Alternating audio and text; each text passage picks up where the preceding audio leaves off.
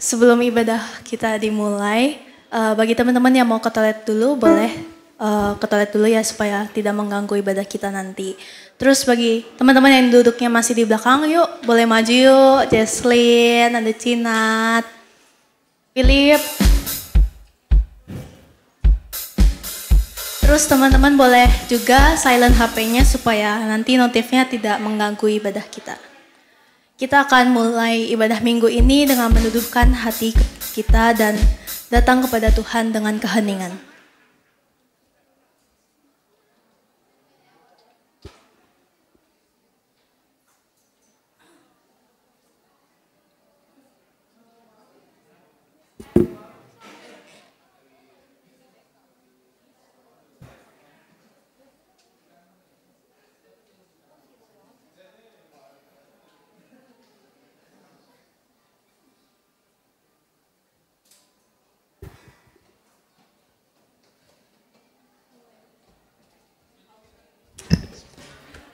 Kamu kenapa gini kan? Ya, kamu. Oke.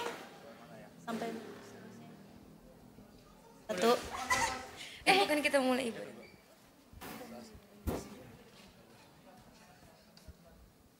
Udah.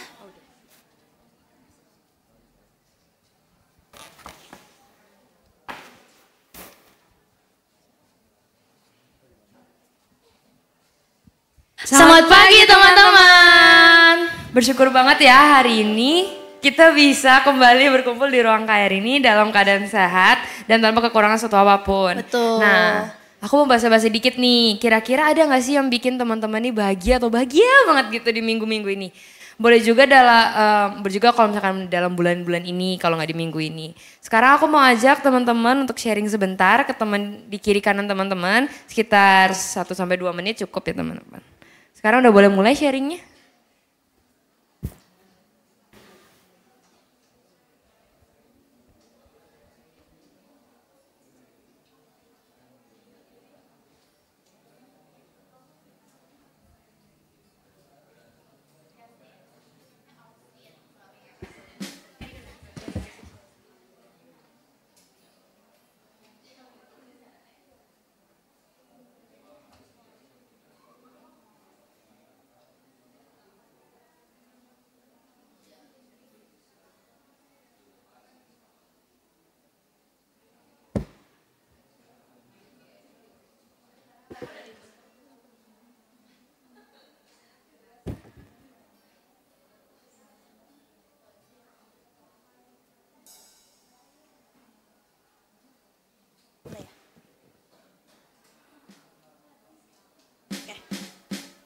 Oke, waktu sharing kalian udah habis ya. Thank you buat teman-teman yang udah sharing ke teman kalian. Berarti kalian udah tahu nih apa yang bikin teman kalian atau kalian sendiri bahagia di bulan ini. Nah, kalau kamu Tiff, kamu apa yang bikin kamu bahagia di bulan ini?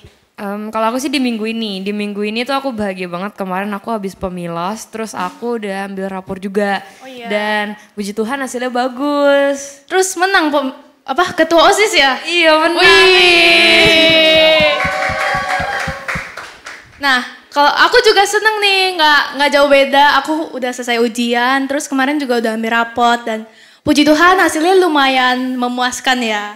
Terus aku juga senang soalnya kan minggu depan kita ada acara yang seru banget nih. Ada apaan tuh Pip yang kayak musik-musik gitu ya? Iya, terus ada kayak drama-drama gitu gak sih? Iya gak sih? Kayaknya iya deh. Tuh, apa itu?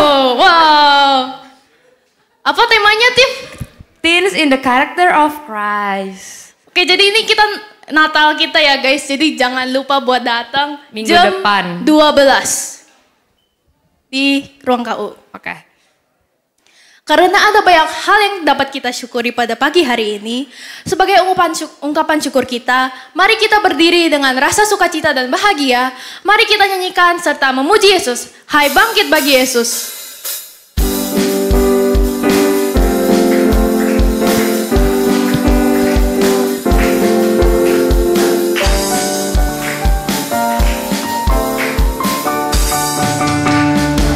Bangkit bagi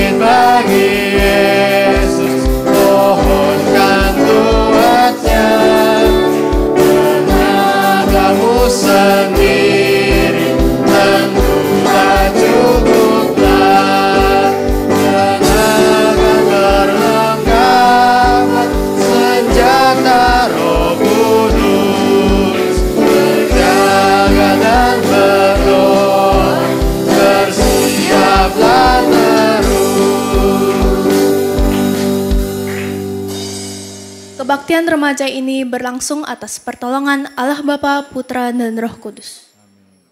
Kasih karunia Allah Bapa menyertai teman-teman sekalian. Dan sertamu juga. Teman-teman dipersilakan untuk duduk.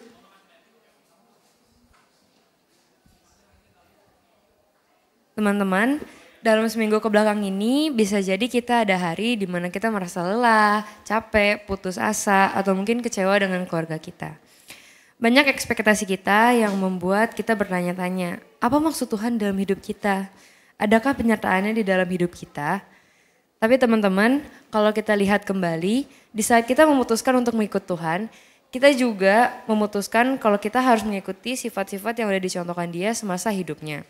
Salah satunya adalah dengan mengasihi keluarga kita. Nah, di masa Natal ini kita kembali diingatkan bahwa kita bisa kembali mendekat kepadanya dan minta pertolongan dari Tuhan untuk membantu kita dalam hidup ini. Kudaki jalan mulia.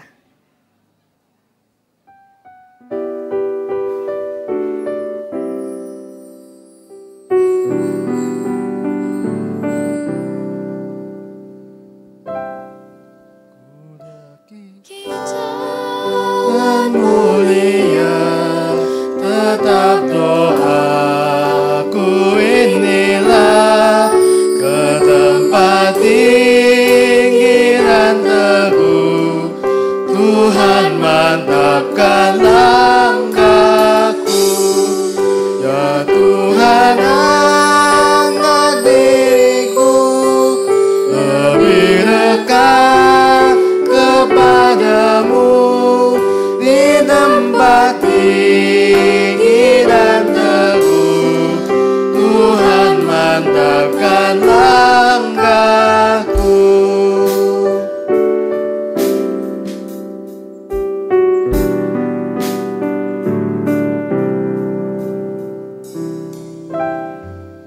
Ku tidak mau menetap di dalam bimbang dan gelap.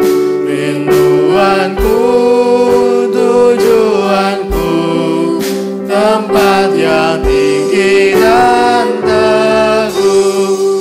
Dan Tuhan angkat diriku lebih dekat kepadamu di tempat tinggi dan teguh. Tuhan mantapkan langkahku.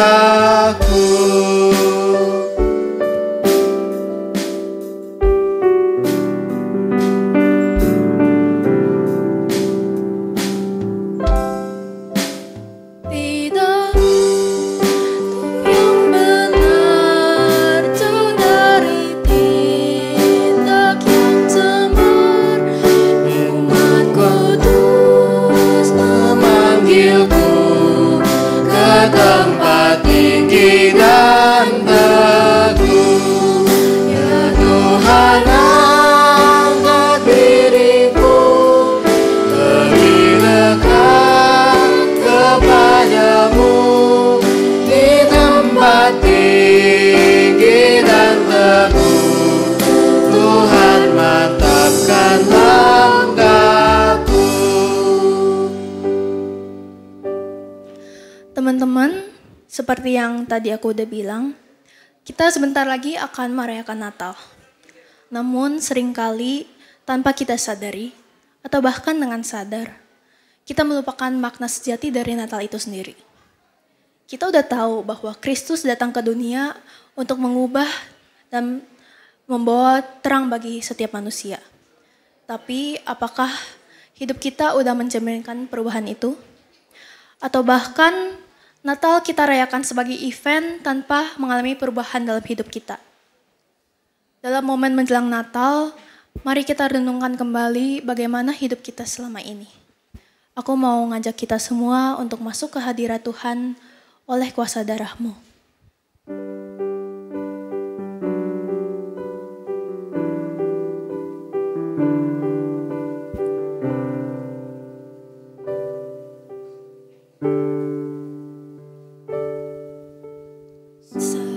Ku masuk ke hadirat-Mu, bawa persembahan ke tempat kudus-Mu.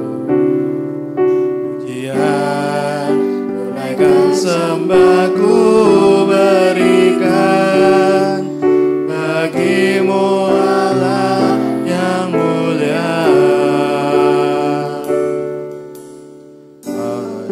Akan ku menghampiri-Mu, melihat tata kemuliaan-Mu Tuhan.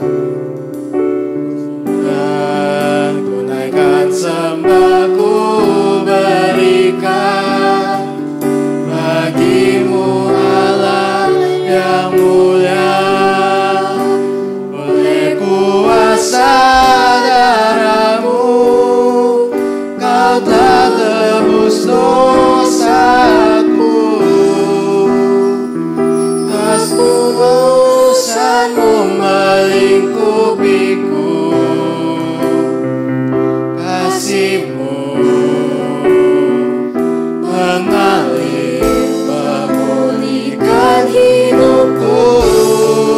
Sungguh besar anugerah-Mu, Kau selamatkan hidupku.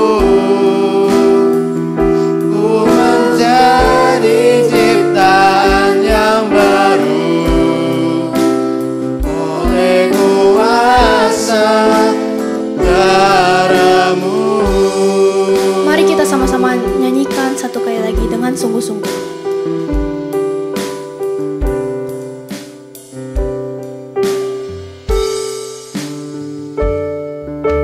Saat ku masuk ke hadirat-Mu, bawa persembahan ke tempat kudus-Mu.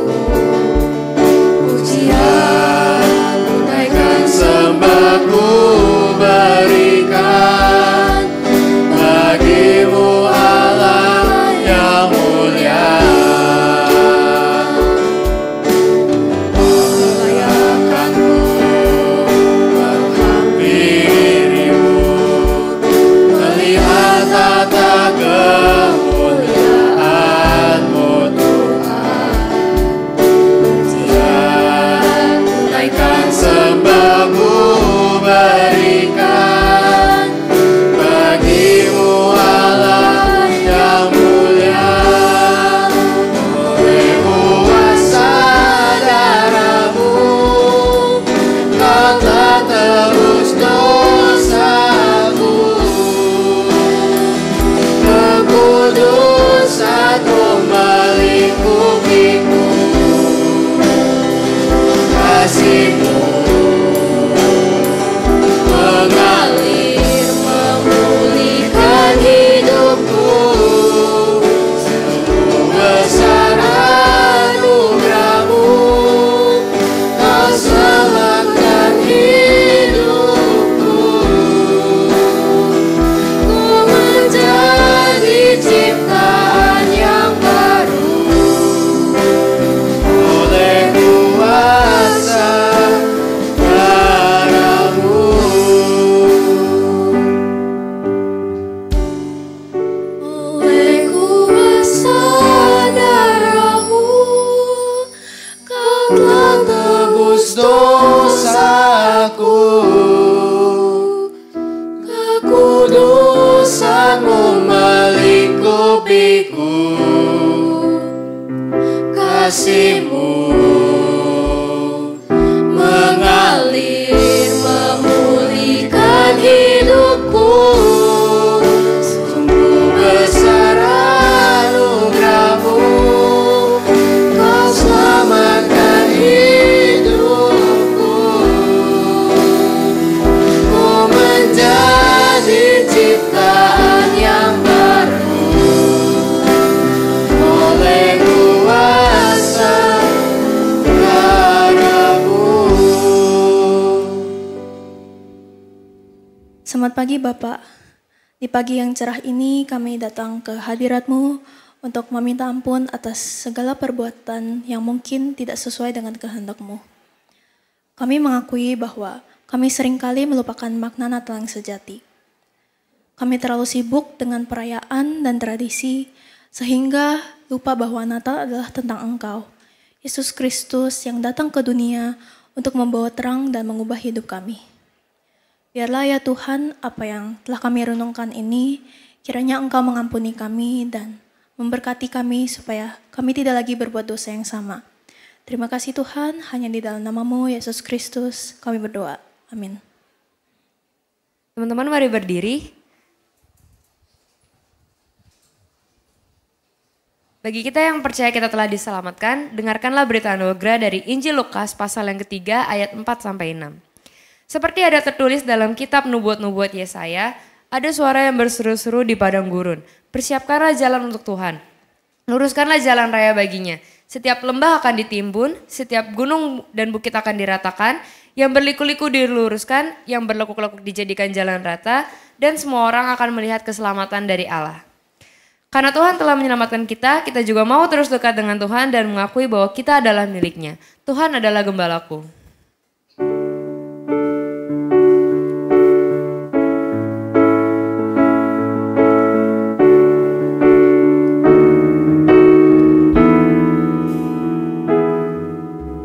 Tuhan adalah gembalaku, takkan kekurangan aku.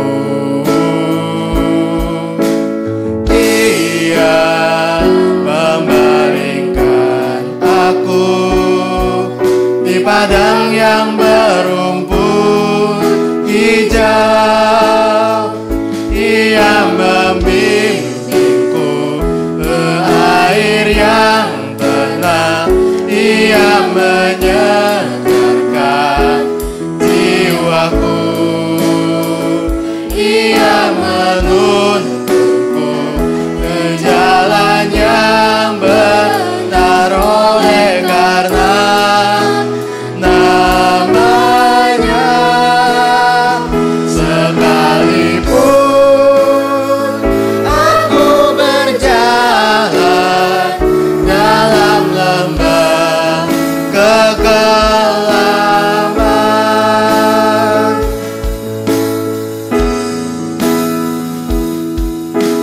aku tidak takut bahaya, sebab Engkau besertaku.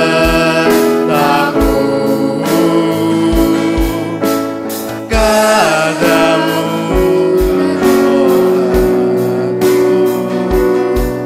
itulah yang menghibur aku. Ia membimbingku ke air yang tenang. Ia menyegarkan jiwaku. Ia menuntunku ke jalan yang benar oleh karena namanya. Sekalipun aku berjalan dalam lembah kekelaman, sebab aku akan diam dalam rumah Bapa sepanjang masa.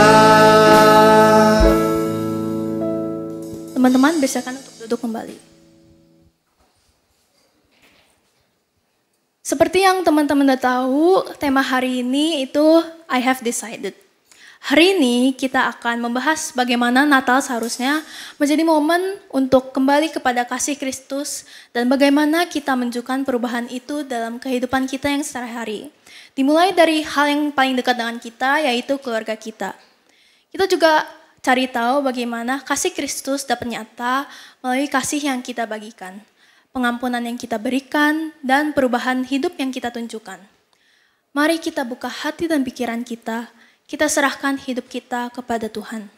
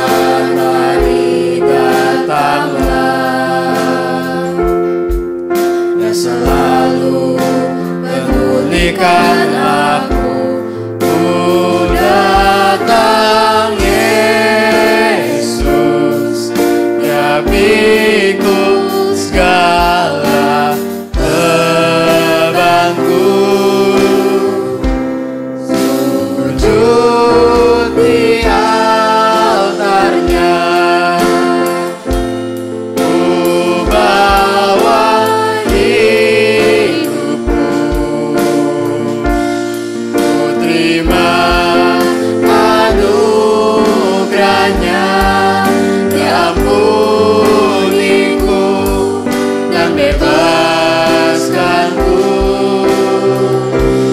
Ya ubah hidupku, baharui hatiku. Sesuatu terjadi saat datang di altarnya. Pemulihan terjadi, mujizat terjadi, kemenangan terjadi saat datang di altarnya.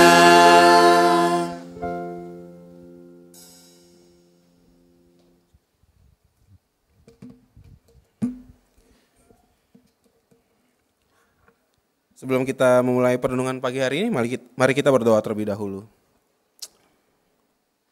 Tuhan, kami memuji sekali lagi kebesaran-Mu Tuhan, Allah pencipta alam semesta ini. Sebagai anak-anak-Mu yang boleh diundang hadir Tuhan, turut serta di dalam ibadah-Mu. Di dalam kesempatan ini kami pun masih beroleh kasih karunia sekali lagi Tuhan, di dalam tahun-tahun ini kami memasuki minggu-minggu Natal. Kami boleh bahkan turut merayakan dan mengingat kembali momen Natal di dalam kehidupan kami di masa muda kami ini Tuhan. Karena kami menyadari tidak semua dari orang-orang di dunia ini, tidak semua dari teman-teman kami Tuhan selalu mudah dan dapat menikmati minggu-minggu Natal seperti yang kami rasakan saat ini. Seringkali Tuhan kami pun turut terjebak dengan Natal yang dunia kenali Tuhan. Sehingga tema-tema yang mungkin kami sudah sering sekali mendengar Tuhan mengenai arti Natal sesungguhnya selalu harus diulang setiap tahunnya untuk kami dengar. Untuk menjaga hati kami Tuhan supaya kami tidak salah dan kami keliru memaknai Natal dalam kehidupan kami ini.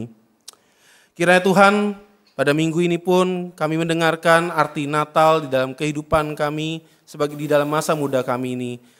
Tuhan, kiranya Engkau melayakan mulut hamba-Mu yang akan menyampaikan firman-Mu. Sehingga segala firman yang akan disampaikan menjadi satu alat untuk Engkau mengkomunikasikan pesan apa yang Tuhan ingin anak-anak-Mu dengar yang telah hadir di tempat ini. Berbicaralah Tuhan sebab kami rindu untuk mendengar setiap dari firman-Mu. Dalam nama Yesus Kristus, Juru Selamat kami yang hidup, kami berdoa dan menyerahkan pendengaran akan firman kami pada pagi hari ini. Amin. Selamat pagi teman-teman. Oke, boleh saya minta lampunya dinyalakan supaya saya bisa ngeliat wajah yang ganteng dan cantik pagi hari ini ya. Oke, kalau enggak saya merasa lagi ngomong di tempat yang kosong begitu. Jadi agak serem kayaknya ya.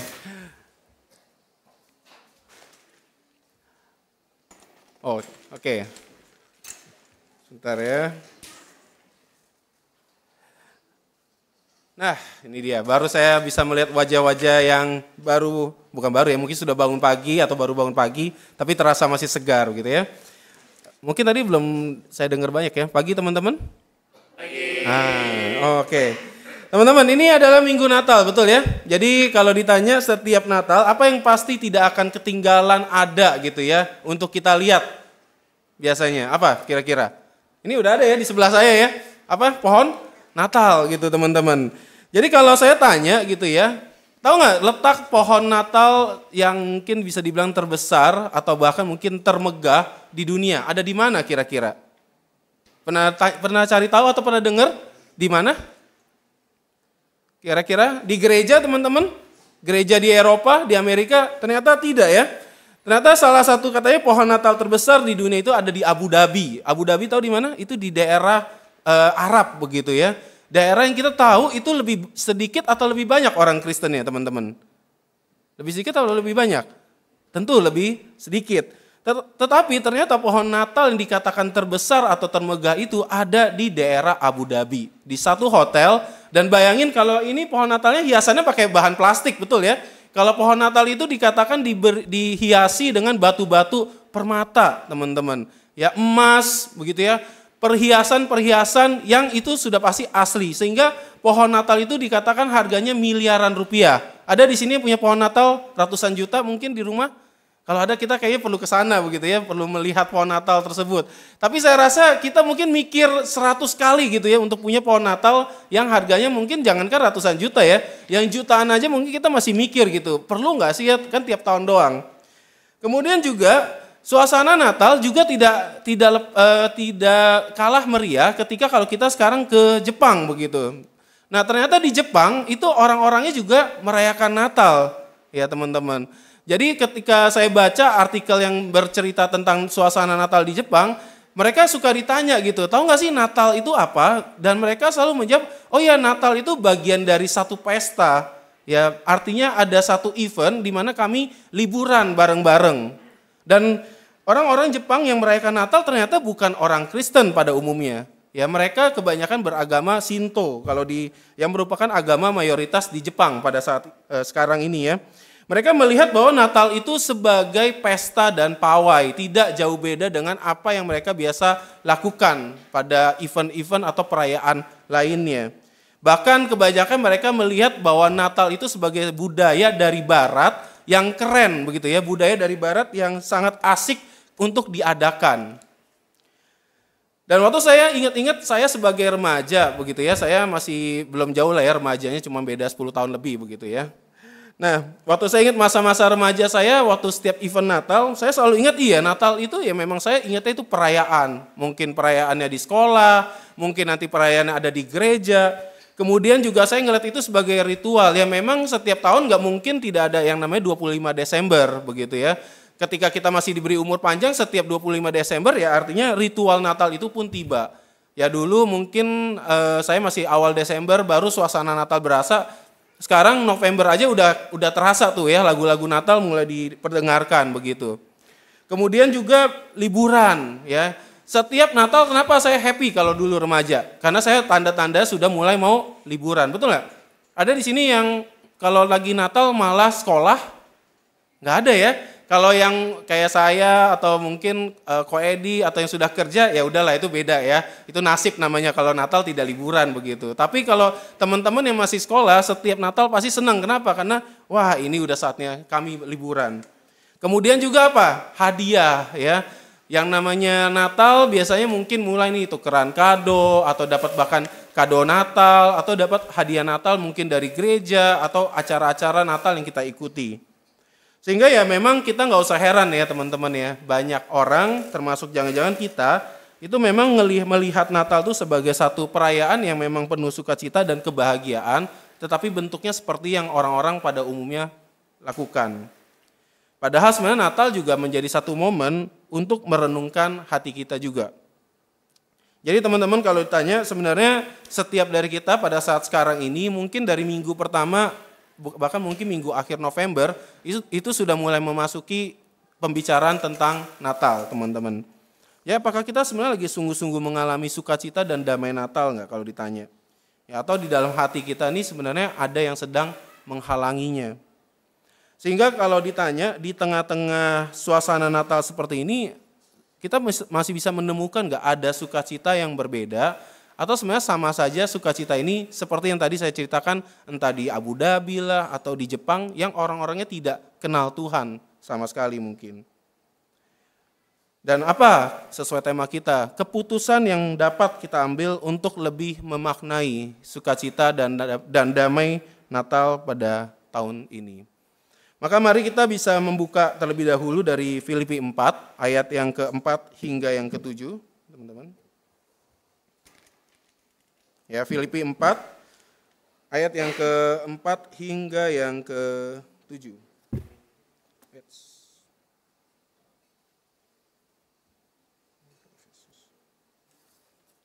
Oke, Filipi 4 ayat yang keempat hingga yang ketujuh. Teman-teman sudah membukanya? Atau mungkin kalau gadget berarti sudah melihat di gadgetnya ya. Saya akan membacakan karena saya menggunakan Alkitab dari TB yang kedua. Teman-teman bisa menyimaknya dari Alkitabnya mungkin masih ada dari TB pertama. Filipi 4 ayat yang keempat hingga yang ketujuh. Bersukacitalah senantiasa dalam Tuhan, sekali lagi kukatakan, bersukacitalah. Hendaklah kebaikan hatimu diketahui semua orang, Tuhan sudah dekat. Janganlah khawatir tentang apapun juga, tetapi nyatakanlah dalam segala hal keinginanmu kepada Allah dalam doa dan permohonan dengan ucapan syukur. Damai sejahtera Allah yang melampaui segala akal akan memelihara hati dan pikiranmu dalam Kristus Yesus. Demikianlah pembacaan kita dari Filipi 4 ayat ke-4 hingga yang ke-7. Jadi teman-teman mungkin tadi juga dari liturgos sudah memberitahu, kemudian saya juga akan mengulang. Ketika kita bicara Natal bicara tentang satu panggilan bagi kita semua untuk menerima satu sukacita dan damai yang sejati. Dengan cara apa? Dengan satu hati yang bertobat dan diperbaharui. Dan waktu kita baca konteks mungkin dalam Filipi 4 ayat ke-4 sampai 7, kita akan bertanya-tanya, ini kan bukan kisah Natal. Biasanya kalau Minggu Natal itu khotbahnya dari misalnya menjelang kelahiran Yesus gitu ya, cerita tentang para malaikat atau para gembala begitu. Tetapi dari kisah apa yang ditulis oleh Paulus, justru kita sekarang belajar gitu ya, bahwa sukacita Natal itu bukan hanya terpaku pada sebagai sebuah sejarah yang sudah terjadi terus udah tidak ada makna apa-apa lagi. Tetapi ketika kita membaca surat dari Paulus, maka kita jadi belajar melihat, oh iya, Natal itu adalah satu kisah yang terus berlanjut dan terus berdampak bagi kehidupan kita setiap harinya. Dan ketika kita tadi membaca tulisan surat Paulus itu lagi tulis di mana teman-teman? Dia lagi tulis di penjara. Ada di sini yang pernah pergi ke penjara, mungkin kunjungan, atau kalau masuk ke dalam penjara belum lah, itu ini ya mungkin unik kali kalau ada. Tapi ada yang pernah mungkin kunjungan ke penjara teman-teman? Belum ada ya? Nah saya juga belum pernah sampai masuk gitu ya, tapi kunjungan pun mungkin belum. Tapi saya kalau dengar ada saudara saya yang pernah gitu ya masuk ke dalam penjara karena memang dia ada kasus begitu ya. Kemudian saya dengar ceritanya di penjara itu nggak enak gitu. Hidup di penjara itu ditumpuk-tumpuk banyak begitu ya. Makanannya juga jangan bayangin kayak kita bisa pilih, saya mau hari ini makannya sayur asem dong begitu ya. Ya di penjara tidak bisa seperti itu. Nah kita bisa bayangin Paulus lagi nulis surat ini itu ada di dalam penjara. Bukan sebuah kondisi yang ideal ketika dia mengatakan tadi di ayat keempat apa? Bersukacitalah senantiasa. Dan kita perlu bayangkan penjara di zaman Paulus itu lebih tidak manusiawi ya teman-teman daripada penjara di zaman sekarang. Jadi kita jangan ngebayangin penjaranya mungkin bakal kayak sekarang. Enggak, itu jauh lebih tidak manusiawi. Tetapi bayangin ya teman-teman ya, Paulus di dalam penjara dia masih memikirkan bagaimana kondisi jemaat di Filipi. Kalau kita baca di ayat sebelumnya tentu saya nggak bahas di kita tidak baca. Tetapi kalau kita baca di ayat sebelumnya Paulus masih meminta supaya ada jemaat itu yang lagi bertengkar supaya ayo kalian belajar berdamai begitu. Kemudian juga Paulus menghadapi kondisi jemaat di Filipi yang merupakan minoritas sehingga mereka itu seringkali mengalami yang namanya persekusi ya, mereka mengalami penganiayaan. Kenapa? Karena kota Filipi adalah kota yang lebih banyak orang-orang Romawinya. Secara politik kuat, secara hukum juga jauh lebih kuat, ekonominya juga jauh lebih kuat. Sehingga Paulus di dalam penjara pun dia masih tetap memikirkan ruwetnya memimpin yang namanya jemaat yang jauh dari tempat dia di penjara. Dan ketika kita baca di ayat keempat dia masih bisa mengatakan bersukacitalah senantiasa. Jadi teman-teman kalau kita ditanya apa arti kalimat ini bagi kita pada suasana Natal seperti ini. Pertama-tama kita perlu melihat bersukacitalah senantiasa di dalam Tuhan merupakan satu bagian dari kalau kita ikuti bahasa aslinya dari kata kairo ya. Kairo ini berarti mengungkapkan lebih dari perasaan bahagia.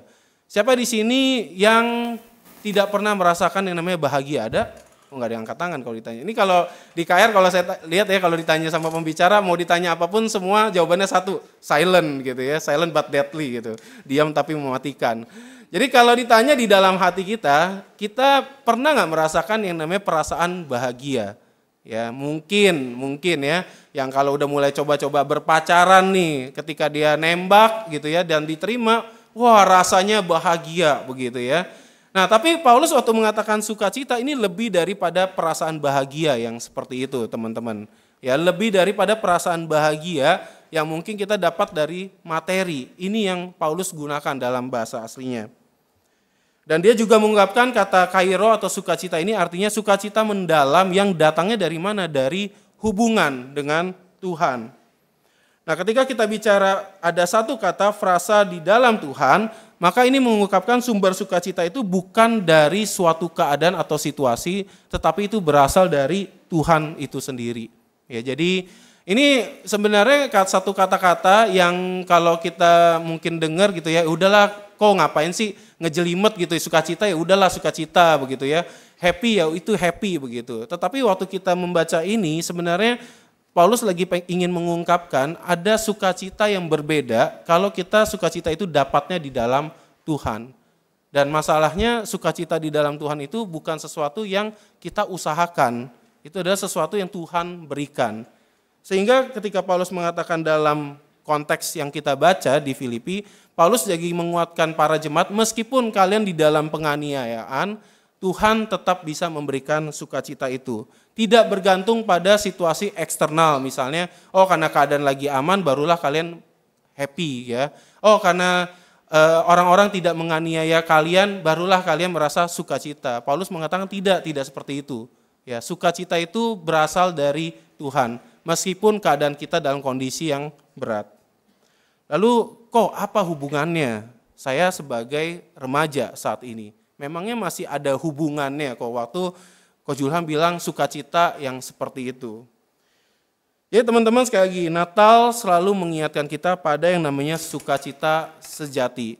Ya, jadi kita ketika berbicara tentang Natal, kita bukan lagi melihat sukacita yang sifatnya eksternal seperti itu teman-teman. Kita melihat bahwa ada satu sukacita karena Yesus lahir untuk menyelamatkan kita dari dosa.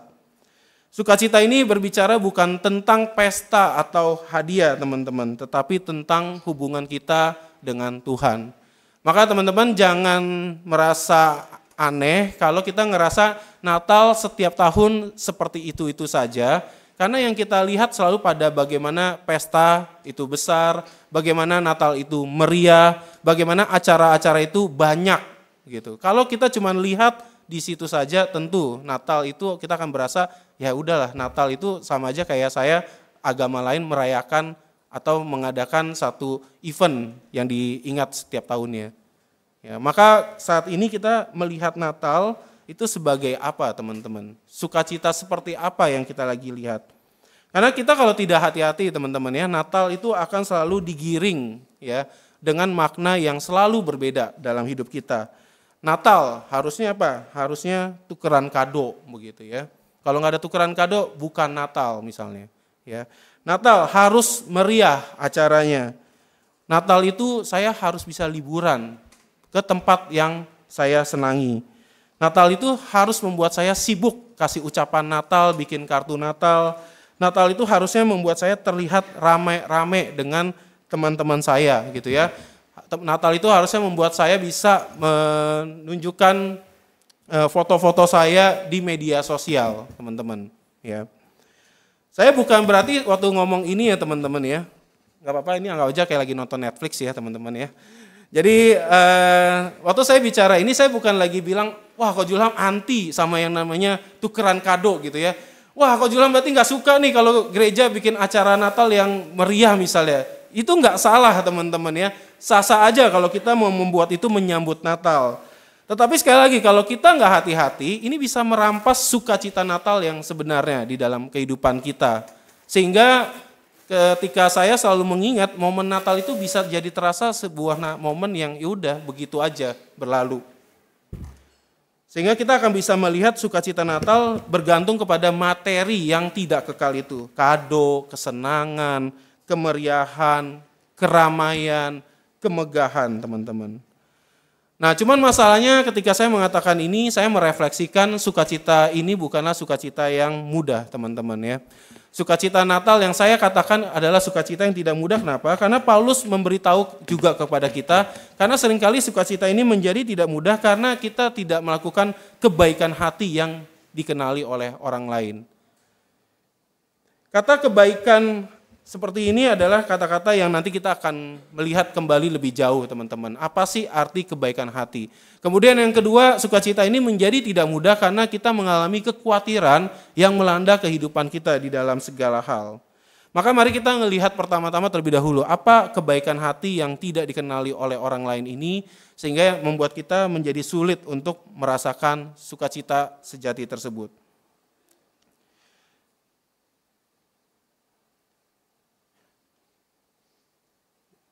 Nah, waktu kita bicara kebaikan hati yang tidak dikenali oleh orang lain, ini adalah bagian yang tadi kita baru baca bersama-sama. Hendaklah kebaikan hatimu dikenali oleh orang lain.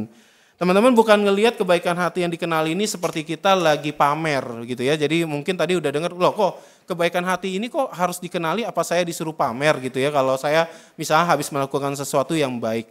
Nah kalau sekali lagi kita ngelihat apa yang ditulis oleh Paulus, Paulus sedang mengungkapkan kebaikan hati itu berbicara tentang kelembutan, ya bukan bicara tentang kebaikan yang kita mau lagi pamerkan karena berbuat sesuatu ke orang lain. Tetapi bicara tentang kelembutan, pengertian dan menariknya ini dikaitkan dengan sikap yang tidak mencari balas dendam. Jadi sekarang kalau kita membaca kata kebaikan ini bukan kebaikan yang kita lihat, oh ini yang harus dipamerkan, bukan. Ya ini adalah satu bentuk kebaikan, sebuah kelembutan, pengertian dan tidak mencari pembalasan terhadap orang lain yang telah menyakiti kita.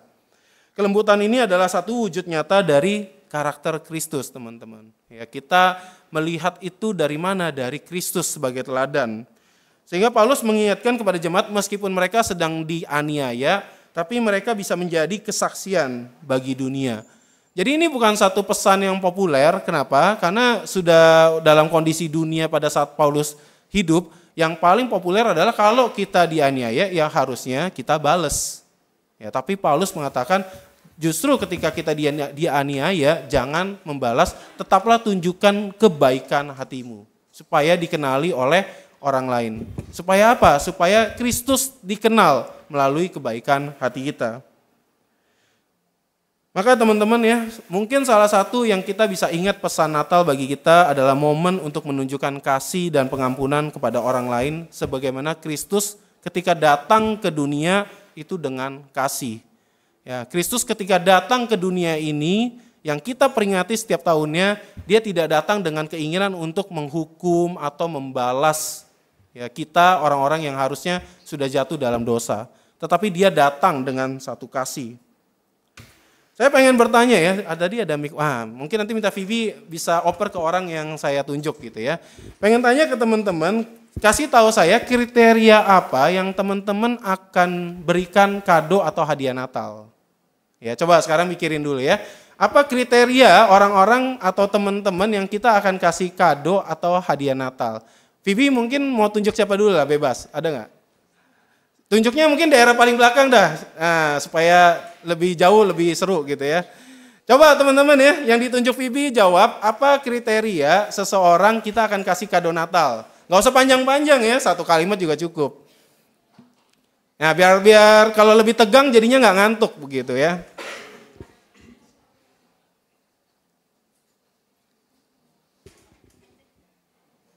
Nah oke, ini yang ditunjuk siapa? Jenny, benar nggak? Oke, kira-kira apa nih kriteria kamu memberikan kado Natal? Orangnya. Iya orangnya, betul. Bukan kadonya, orangnya akan yang seperti apa kamu akan kasih hadiah Natal? Yang rajin ke gereja. Rajin ke gereja, oke. Apa lagi selain itu? Satu lagi.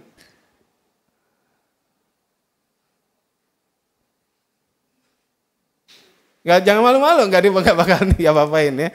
Pengen tahu, kamu kalau kasih kado Natal kriteria orangnya seperti apa coba? Yang akrab sama aku. Akrab sama kamu, oke, thank you ya.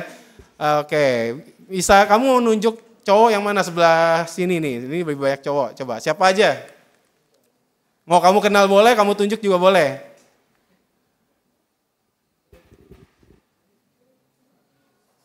Oh Philip, ya, oke. Philip, apa kriteria orang yang kamu akan kasih kado Natal?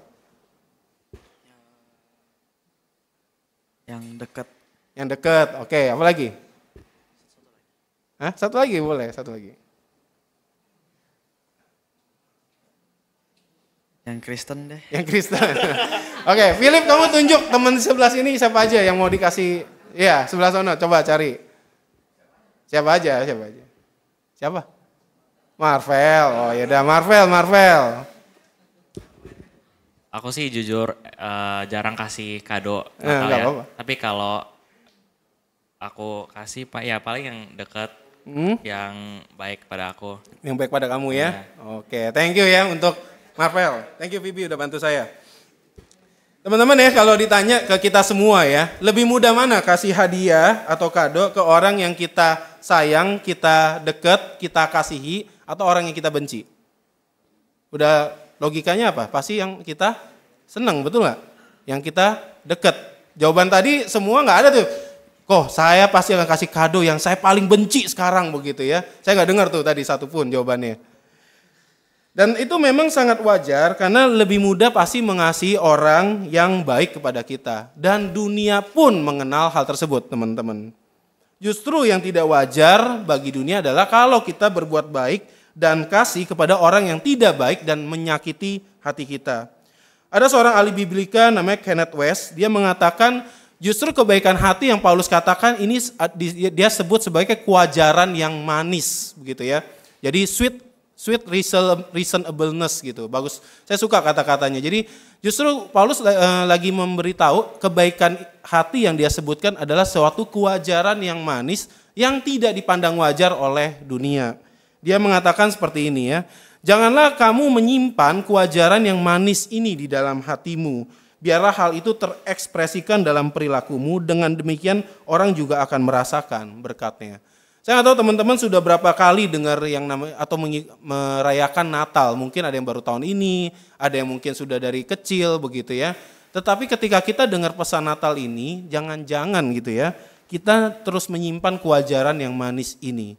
Ya, kebaikan hati kita nggak pernah tunjukkan ke orang lain. Tetapi tentu kita berbicara satu kebaikan yang tidak dunia kenal. Maka Paulus mengingatkan bahwa Tuhan sudah dekat, yang artinya Tuhan sudah dekat, kedatangan Tuhan yang kedua kalinya ketika kita mengingat Natal, dan juga ketika kita melihat Tuhan yang bersama-sama dengan kita setiap harinya. Jadi teman-teman, setiap kita merayakan Natal sebenarnya ada dua hal yang selalu kita ingat. Tuhan yang akan datang kedua kalinya dengan pasti, dan kita juga mengingat Tuhan yang selalu bersama-sama dengan kita. Maka sudah pasti kita akan sulit melakukan yang kebaikan hati seperti tadi saya bahas, karena kalau kita masih marah dan terluka, atau kita masih merasa malu dan takut mungkin orang lain akan meledek, atau menganggap kita berbeda. Tetapi sekarang teman-teman kita mari ngelihatnya dengan cara yang berbeda. Momen menyambut Natal sebagai momen untuk kita mempersiapkan Natal untuk kedatangan Yesus nantinya. Tuhan Yesus pasti datang yang kedua kalinya. Kapan? Tidak seorang pun yang tahu. Sehingga setiap kita merayakan Natal, sebenarnya bukan sekedar kita melihat itu sebagai sejarah saja, Tuhan Yesus sudah lahir, tetapi kita juga melihat bahwa ya Tuhan Yesus akan datang yang kedua kalinya. Dan ketika saya merayakan Natal, saya lagi mengingat ya dalam hidup saya lagi menantikan Tuhan yang akan datang kedua kalinya. Kemudian teman-teman juga menjadikan Natal ini sebagai pengingat Tuhan yang senantiasa hadir di dalam kehidupan kita. Ketika kita bicara Tuhan yang akan datang kedua kalinya teman-teman, saya bukan berbicara Tuhan yang lagi kayaknya jauh gitu ya dari hidup kita, enggak gitu. Karena ketika Yesus naik ke surga, Tuhan Yesus mengatakan apa? Dia akan mengirimkan Roh Kudus itu ke setiap dari kita yang percaya kepadanya. Sehingga ketika kita merayakan Natal, kita juga bersyukur bahwa kita punya Tuhan itu bukan yang jauh teman-teman. Ya, Tuhan yang justru dekat dengan kita. Nah, sehingga kita bisa merasakan apa yang disebut dengan sukacita sejati dari Natal itu. Kedua adalah berbicara tentang kekhawatiran yang melanda dalam segala hal. Kekhawatiran di sini berbicara tentang pikiran-pikiran yang terpecah karena kita mengalami yang namanya kecemasan. Paulus tidak menyuruh jemaat untuk mengabaikan masalah mereka ya, waktu Rasul Paulus mengatakan supaya tidak khawatir. Tetapi untuk membawa kekhawatiran itu kepada Tuhan di dalam doa. Teman-teman di sini ada yang belum pernah berdoa dalam seumur hidupnya? Ini jujur apa enggak nih? Atau memang kalau ditanya nggak pernah angkat tangan ya? Jadi kalau kita bicara doa itu selalu mencakup 3 hal teman-teman ya. Biasanya ada permohonan. Kita spesifik gak sih dalam berdoa? Saya ingat tuh kalau doa syafaat waktu kayak dalam kelompok ya, ya nggak salah juga sih, tapi kalau ditanya apa yang mau didoakan supaya apa ya, supaya sekolah saya bagus gitu. Ya, sekolah bagus itu apa sekolahnya gitu ya. Jadi kadang-kadang kita tuh nggak spesifik gitu ya dalam berdoa. Dan nggak apa-apa teman-teman, Tuhan itu adalah Tuhan yang rindu mendengar setiap dari doa kita. Bayangin kalau kita dalam komunikasi sama Tuhan aja, sebuah komunikasi yang membosankan, maka kita bagaimana bisa merasakan perasaan sukacita yang Tuhan kasih ke kita. Dan yang kedua berbicara tentang ucapan syukur. Berbicara tentang bagaimana kita percaya nggak pada anugerah Tuhan. Ketika di dalam doa itu kita mengungkapkan nggak bentuk syukur yang kita rasakan. Atau kita cuma memohon tapi tidak pernah memberitahu ucapan syukur yang kita rasakan dari Tuhan. Ya, karena kita lebih mudah mungkin mengingat apa yang kita inginkan daripada kita mengucap syukur apa yang Tuhan sudah berikan bagi kita. Dan yang ketiga adalah pengungkapan keinginan. Pengungkapan keinginan ini setelah kita mengucapkan permohonan kita memberitahu kepada Tuhan bagaimana kita menyerahkan diri kepada kehendak Tuhan. Artinya kita ketika memohon bukan berarti Tuhan itu kayak jin. Ya kalau kita doa apapun pasti dikabulkan. Ya waktu Alkitab mengatakan berdoa di dalam nama Tuhan maka semua itu akan dikabulkan di dalam nama Yesus, itu bukan berbicara oh setiap doa saya pasti akan dikabulkan seperti kita meminta kepada jin gitu ya, bukan seperti itu teman-teman. Tetapi ini berbicara setiap ketika kita berdoa, doa kita makin lama makin mengerti apa yang jadi kehendak Tuhan teman-teman. Dan itulah arti yang disebut dengan doa. Kalau kita berbicara tentang bagaimana mengatasi kekhawatiran, mungkin orang-orang dunia akan mengajarkan banyak cara. Tetapi justru ketika kita bicara sebagai orang percaya, mengatasi kekhawatiran berbicara tentang semakin tahu apa yang Tuhan mau dalam kehidupan kita. Sehingga kalau kita melihat Natal memang mungkin dalam waktu-waktu sekarang diwarnai dengan kekhawatiran kita tentang masa depan. Nilai lagi buruk, kita nggak tahu nih nanti bisa kuliah atau enggak, buat teman-teman yang udah kelas 12. Mungkin perekonomian keluarga kita juga kurang oke. Hubungan kita mungkin kita lagi sama teman-teman ngerasa ditinggalkan, ngerasa kesepian. Ya. Keluarga kita mungkin juga dalam kondisi yang tidak akur. Atau sekarang dalam Natal ini kita lagi menghadapi ekspektasi yang berat. Kita merasa mungkin tadi saya ngobrol sama tadi Wilson ya, baru ambil rapot begitu ya. Kita mungkin dalam kondisi dibanding-bandingkan, gimana sih nilainya masih begini-begini aja begitu ya. Masih kurang gitu ya, selalu nggak diapresiasi walaupun kita udah berusaha keras. Maka teman-teman melihat hal ini sebagai sarana melalui doa ya. Sukacita itu hadir ketika kita bisa menyerahkan kekhawatiran itu kepada Tuhan. Ada satu kalimat yang saya suka, pray and walk. Kita mungkin pernah dengar ora et labora, doa dan bekerja. Tetapi saya suka ada satu tambahan, and to walk is to pray. Bekerja dan berdoa, dan bekerja adalah berdoa. Sangat baik sekali kalau kita bisa bikin jadwal kapan kita mau berdoa, kapan kita mau belajar misalnya. Ya, tetapi jangan lupa teman-teman, ketika kita mengerjakan itu pun, itu adalah satu bentuk doa kita. Karena kalau kita nggak hati-hati, kita seakan-akan misahin, ada kehidupan spiritual, ada kehidupan tidak spiritual. Ya, jadi teman-teman ketika belajar itu pun kita spiritual teman-teman. Ketika kita belajar dengan serius itu pun adalah satu kehidupan rohani. Maka belajar dengan serius berapapun nilainya itu adalah doa teman-teman. Tetap berusaha mengejar prestasi meskipun orang tua sendiri tidak memuji itu adalah doa. Ya. Mencari informasi beasiswa kuliah meskipun kita nggak tahu kepastian biayanya itu adalah doa. Jadi teman-teman, apakah kita masih melihat keajaiban Natal itu masih terjadi seperti yang dikatakan oleh Paulus, gitu ya? Damai sejahtera Allah yang melampaui segala akal akan memelihara hati dan pikiran kita. Jadi teman-teman, apa yang bisa kita lakukan ya sehingga kita makin merasakan damai sejahtera Allah yang dikatakan melampaui segala akal yang akan memelihara hati dan pikiran kita. Maka mari mungkin minggu-minggu ini kita mulai benar-benar dengan serius tunjukkan kebaikan hati kita ke orang yang melukai atau kita lagi benci. Kalau memang kita belum bisa mengampuni, kenapa kita tidak belajar mengampuni? Mengampuni bukan berarti kita habis memaafkan berarti saya boleh dilukai, bukan. Mengampuni berbicara saya mau melepaskan pembalasan ini biar Tuhan yang membalas. Dan Tuhan membalas bukan berarti akan dibalas sesuai yang kita inginkan teman-teman ya. Tuhan bisa jadi membalas dengan cara apa? Dia diubahkan hatinya, dia bahkan jadi teman baiknya kita. Tapi kita siap nggak begitu? Ya.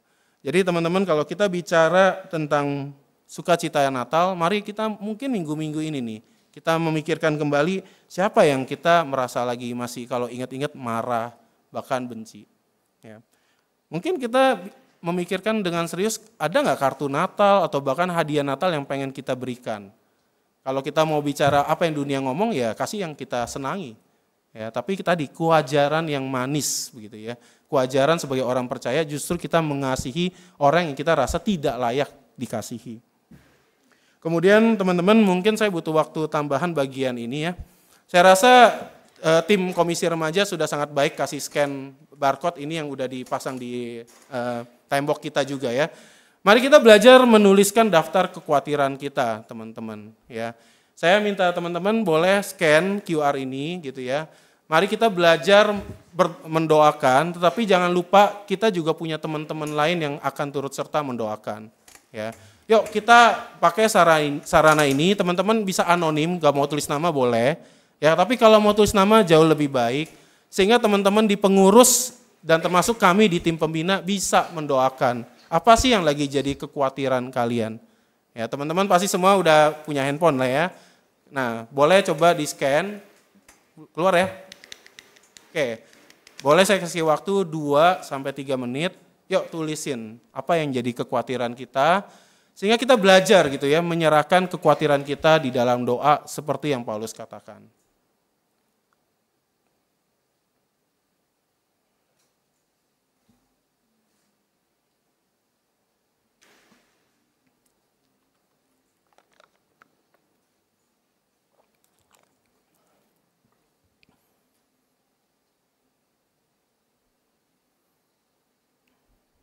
Ingat ya, jangan baca WhatsApp ya. Mata Tuhan melihat.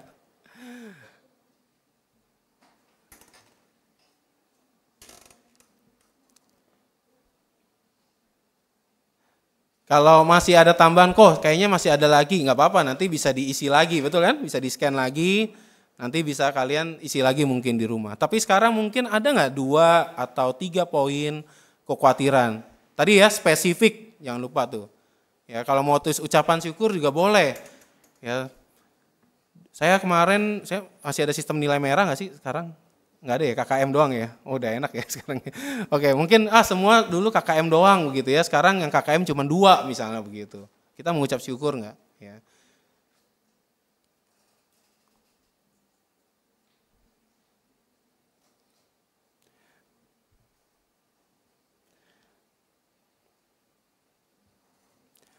Oke, 1 menit lagi teman-teman supaya jangan lupa di submit. Dan ini nggak bakal dibocorin ya teman-teman ya. Jadi untuk didoakan oleh para pengurus dan juga kami di tim pembina. Jadi teman-teman waktu ngeliat ini, wah nanti dibocorin lagi, enggak ya. Teman-teman juga bisa milih anonim kalau nggak mau tulis namanya. Tapi mari kita jadikan kesempatan Natal ini merasakan sukacita, yaitu bisa menyerahkan kekhawatiran kita di dalam doa ini. Dan jangan lupa ada orang-orang yang juga mendoakan kita. Oke, udah semua? Ada yang tidak berhasil submit? Bisa ya, kalau nggak berhasil nanti bisa kontak kami di pengurus ataupun Koedi ataupun saya ya. Oke teman-teman, kalau kita sudah mengisinya, mari kita akan juga jangan lupa doakan secara pribadi. Dan selalu ingat bahwa sukacita Natal itu berbicara tentang kebaikan hati kita yang semakin dikenali orang lain dan bagaimana kita bisa merasakan sukacita itu ketika kita bisa menyerahkan kekhawatiran kita di dalam doa. Mari kita menutupnya di dalam doa.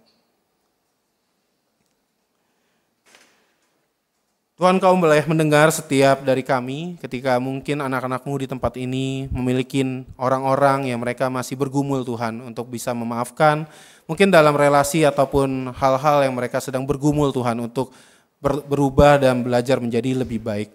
Tuhan, kiranya Engkau mendengar setiap doa dari kami dan Engkau menuntun setiap anak-anak-Mu di tempat ini. Menyerahkan akan firman yang telah kami dengar, kiranya Tuhan terus berbicara di dalam kehidupan setiap anak-anak-Mu. Dalam nama Yesus Kristus kami berdoa dan menyerahkan pendengaran akan firman-Mu. Amin.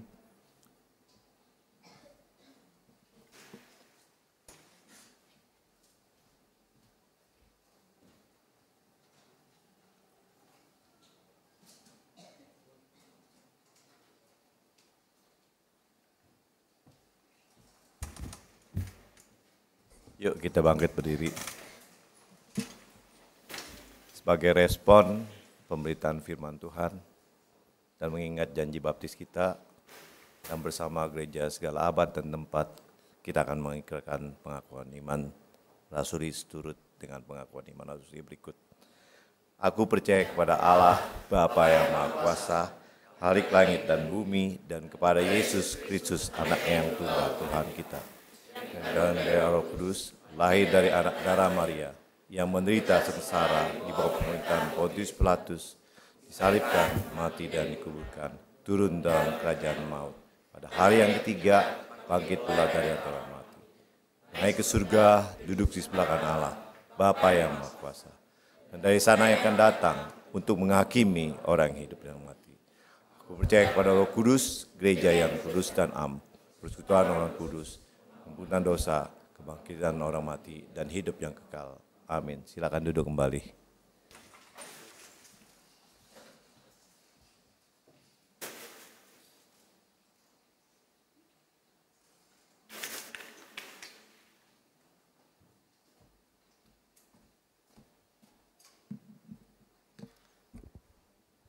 Teman-teman, yuk kita bersatu dalam doa. Kita akan sama-sama doa syafaat.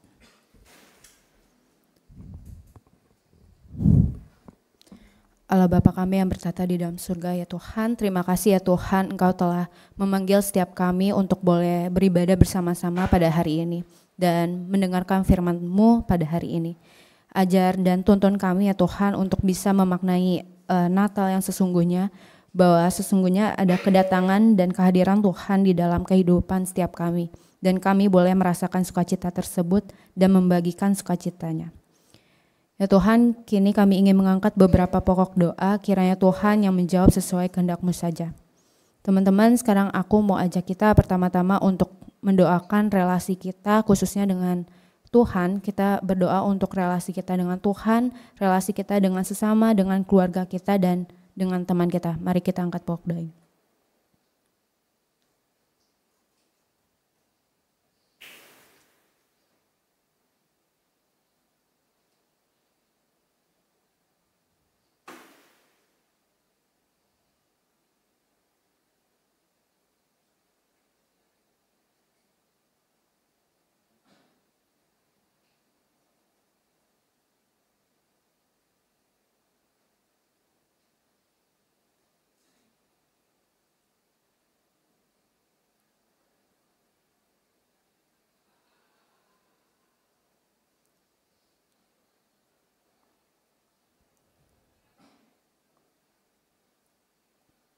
Tuhan, kami juga mau berdoa untuk bangsa dan negara kami, berdoa untuk segala hal yang sedang dikerjakan, segala permasalahan sosial, perekonomian, politik.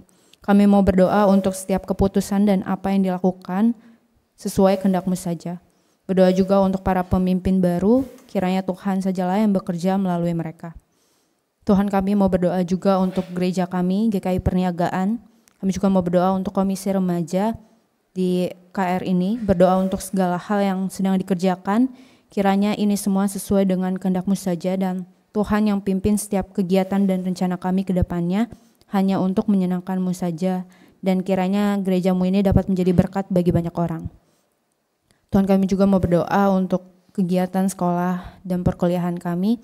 Terima kasih untuk 1 semester yang Tuhan berikan kepada kami sehingga kami boleh melewatinya dengan baik. Dan berdoa juga untuk pekerjaan kami ya Tuhan, Tuhan yang pimpin, kami boleh menikmati setiap prosesnya dan mengaplikasikan firman Tuhan di tengah-tengah kegiatan kami.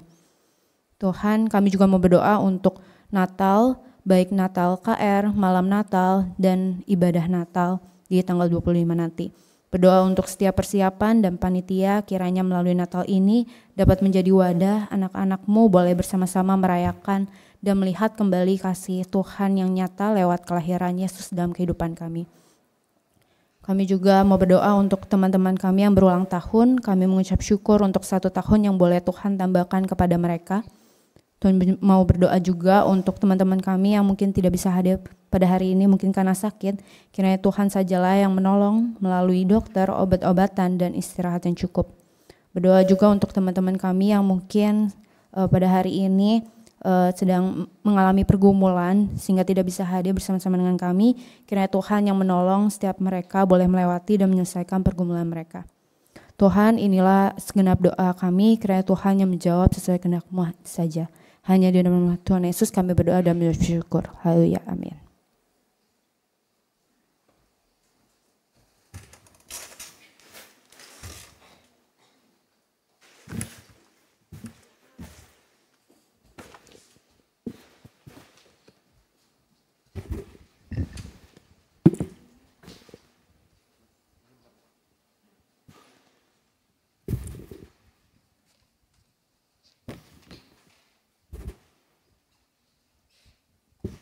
Oke teman-teman, sekarang kita mau memberi persembahan dengan sukacita dan rasa bersyukur.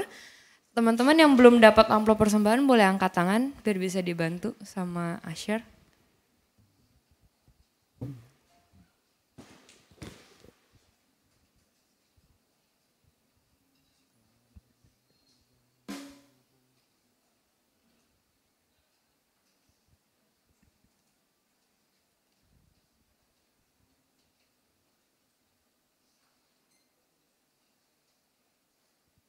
Oke teman-teman yang mau pakai e-wallet juga bisa scan QR code yang ada di layar atau ada di belakang kursi depan kalian ya guys. Ayat persembahan kita hari ini adalah Amsal 3 ayat 9 sampai 10. Muliakanlah Tuhan dengan hartamu dan dengan buah sulung dari hasil tanahmu. Maka lumbung-lumbungmu akan terisi penuh sampai melimpah-limpah dan bejana pemerasanmu akan meluap dengan air buah anggurnya. Dengan penuh rasa syukur atas semua berkat dan pemeliharaan Tuhan dalam hidup kita, mari kita bawa ungkapan syukur kita sambil memuji namanya.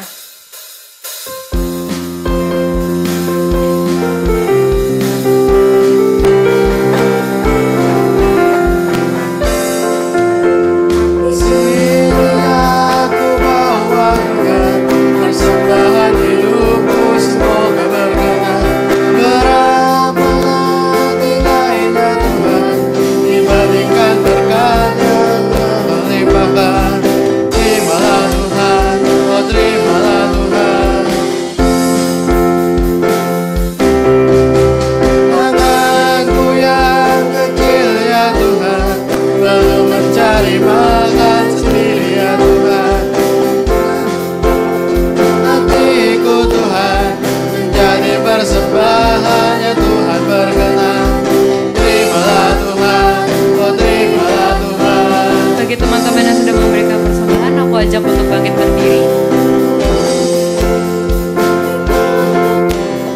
Yang mengajarkan kami mengingat yang kecil, berkati semua Tuhan, supaya persembahan tetap mengalir terus. Terimalah Tuhan, oh terimalah Tuhan.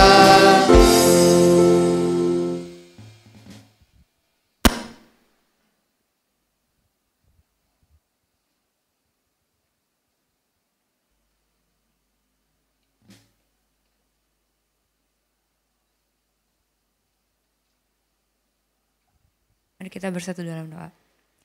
Ya Bapa, terima kasih karena Engkau telah menyertai ibadah kami dari awal hingga pertengahan ini.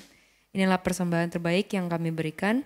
Berkati tangan-tangan yang mengelola persembahan ini, biarkan persembahan ini menjadi media untuk memperluas kerajaan-Mu dan nama-Mu semakin dipermuliakan. Inilah doa kami yang kami panjatkan kepadamu. Dalam nama Tuhan Yesus kami telah berdoa. Amin.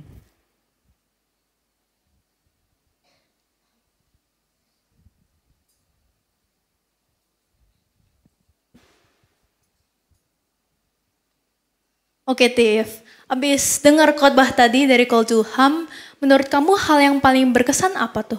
Menurut aku sih kita sebagai remaja kita harus menjalani Natal ini dengan sukacita. Apalagi kan Paulus aja yang di penjara bisa sukacita. Kenapa kita enggak gitu Pip? Iya, aku juga ngerasa begitu. Kita harus hidup dengan hati yang penuh sukacita, sebab Allah telah menyatakan karya keselamatannya yang begitu besar bagi kita semua. Kita juga berkomitmen untuk mengekspresikan kebaikan ini melalui tindakan yang nyata dalam kehidupan kita sehari-hari. Dengan pertolongan Tuhan, kita harus hidup dengan memuliakannya dan menunjukkan bahwa Kristus benar-benar hadir dan berkuasa dalam hidup kita. Bener banget, kita belajar untuk menyatakan kebaikan kita, bukan hanya dengan teman, tapi juga dengan orang yang kita nggak suka gitu loh kalau misalkan musuh kita. Kita juga belajar berdoa untuk mengatasi kekhawatiran kita akan masa depan kita. Ya, jadi kita sama-sama bertekad ya. Mari kita persiapkan Natal ini sebagai kedatangan Yesus yang kedua kalinya. Dan kita menjadikan Natal sebagai pengingat bahwa Allah senantiasa hadir dalam hidup kita. Yuk kita jalan bersama, saling mengingat untuk terus hidup dalam kasih. Mari kita sama-sama berkomitmen, I have decided.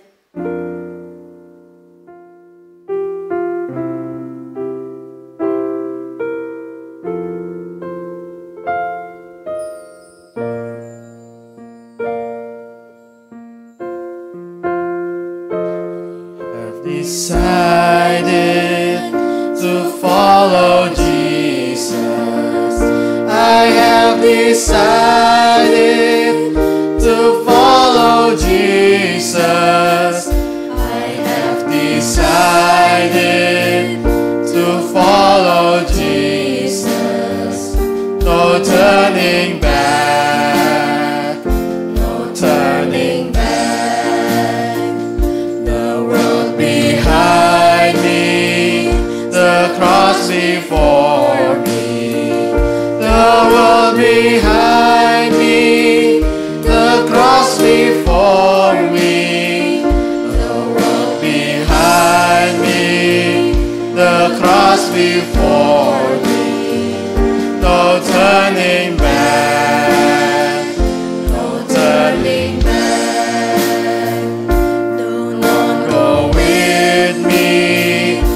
I will follow. Don't on go with me, still I will follow. Don't on go with me, still I will follow. No turning back, no turning back.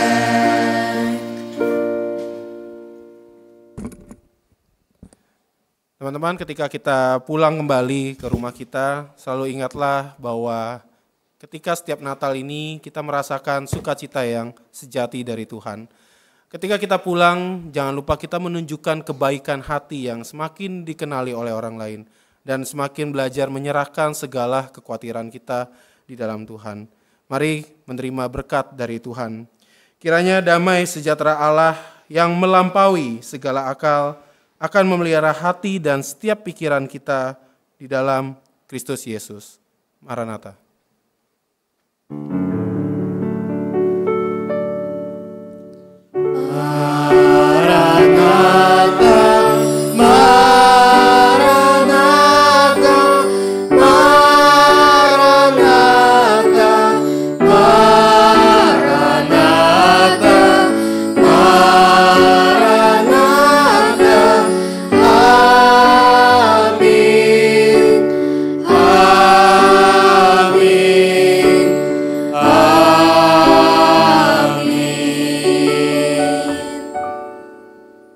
Tetap bangkit berdiri, mari kita nyanyikan Hai Bangkit Bagi Yesus.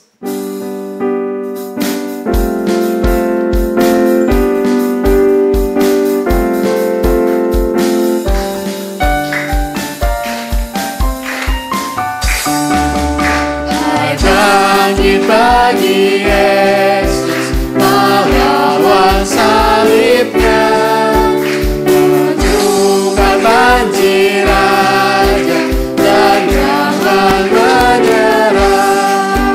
Dengan semakin kaya Tuhanmu ikutlah, teringat tiap lawan menuntut menyembah. Teman-teman, ibadah minggu hari ini sudah selesai. Kita undang kembali untuk ikut dalam Natal KR di minggu depan jam 12 di ruang kebaktian umum. Teman-teman dibisakan untuk duduk dan bersaat teduh.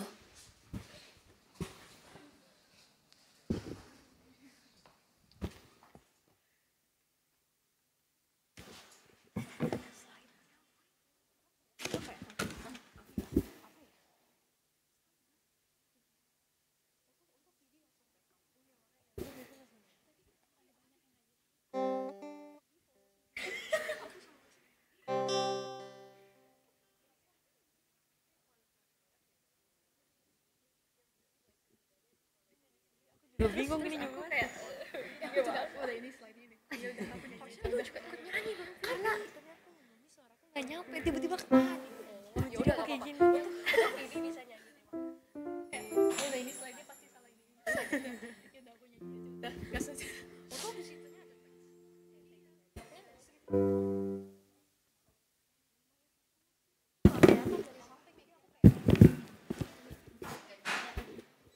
Tes, oke.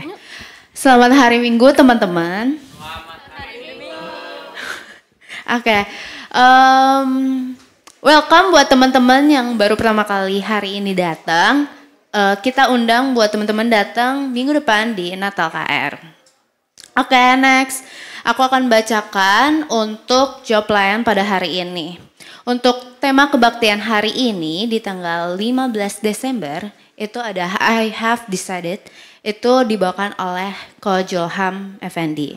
Dan untuk minggu depan di Natal KR kita dengan tema Teens in the Character of Christ yang dibawakan oleh Penatua William Gunawan.